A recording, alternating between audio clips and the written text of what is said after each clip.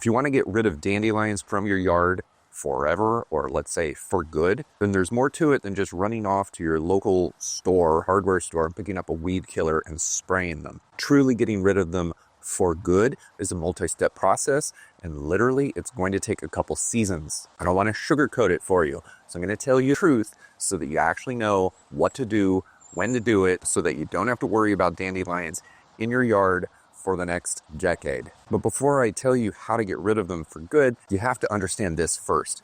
Dandelions are a perennial plant. That means that they will live year after year after year. Now, they're not going to live forever, but they're going to live in your yard for a handful of years. Under ideal circumstances, they could live almost up to a decade, and they fall under the cool season broadleaf weed category. That means that they thrive and they grow their best in cooler weather, but not cold weather. At the end of fall, most dandelions are going to go dormant. They're going to stay alive underground. You're not really going to see them above ground, but their root systems under the soil are living and just fine. By the time springtime rolls around, just like your grass greens up and starts growing, the dandelions that were alive last year are going to do the same thing. Cool season grasses start greening up and growing somewhere around when the soil temperature gets to 45 degrees. That's a good rule of thumb for when you're going to start seeing last year's dandelions starting to grow in your lawn. But dandelion seeds are not going to start germinating until at least 50 degrees soil temperatures. And even then,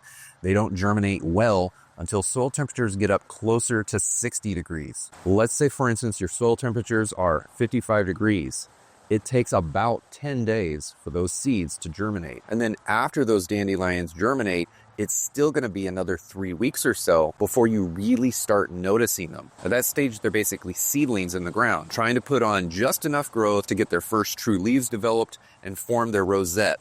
Eventually, by about week 6, 7, 8, and 9, they're finally going to start putting up their flower heads. It takes a couple months. That means if a dandelion from seed germinates on April 1st, it's not going to be putting up a flower until around June 1st. But you know, just as well as I do, that you see an awful lot of dandelion flowers in the months of April and May.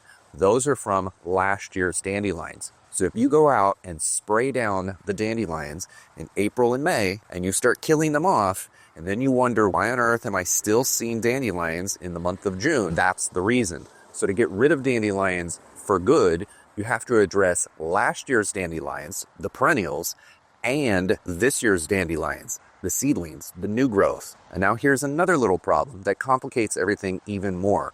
During the springtime, the perennial dandelions that are coming back up out of the ground, coming out of winter dormancy, they are putting all of their energy from the taproot up into growth above the ground. So if you spray the foliage, you're going against the flow. The foliage is not going to be sending the herbicide into the taproot quick enough to kill it efficiently. I have a video all about this, but the best time of the year to spray a dandelion to kill it is in the fall, because that's when energy is going in the opposite direction. A dandelion plant that has been alive and not dormant for the whole course of the year starts preparing for winter and starts taking energy from the leaves, or I should say from the foliage above, and bringing it down into the root system. So if we're spraying herbicide on a dandelion in the fall, it's going to suck it down into the root system and kill it off significantly more efficiently. But of course, if you're watching this in the spring, you don't want the dandelions to go off flower and go to seed, because that's just going to exacerbate the problem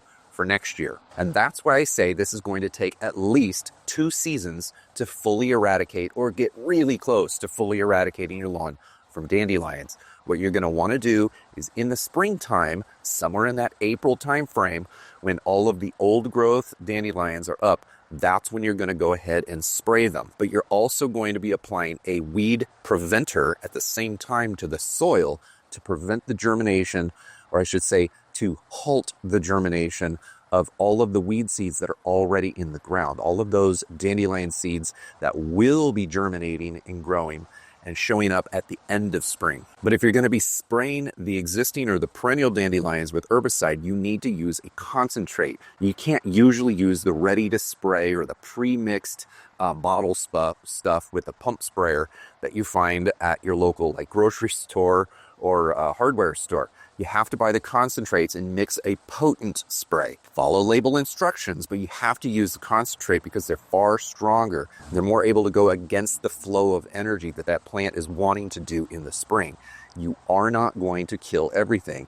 Not to mention the fact that some of those dandelions are not actually going to put growth up in the spring. Dandelions are weird. Sometimes they come up during the summer. Sometimes they come up in the late spring. So if you're waiting till April and you're seeing them and you're spraying them, some of those perennial dandelions from prior years are going to come up after April. So unless you want to just go out there every few weeks spraying your lawn with chemicals, which is something that I don't exactly recommend, I would go ahead and spray the existing dandelions at their peak in the early to middle part of spring. Put your weed preventative down. I've got a table linked in the description below on the optimal time for you based on your location to put weed preventatives down. So take a look at that resource. It's just a link down there. And then I would wait until fall and I would put another round of weed killer down, a concentrate down. And that's going to kill off the vast majority of the perennial dandelions that are in your lawn for the following year. At that point, 12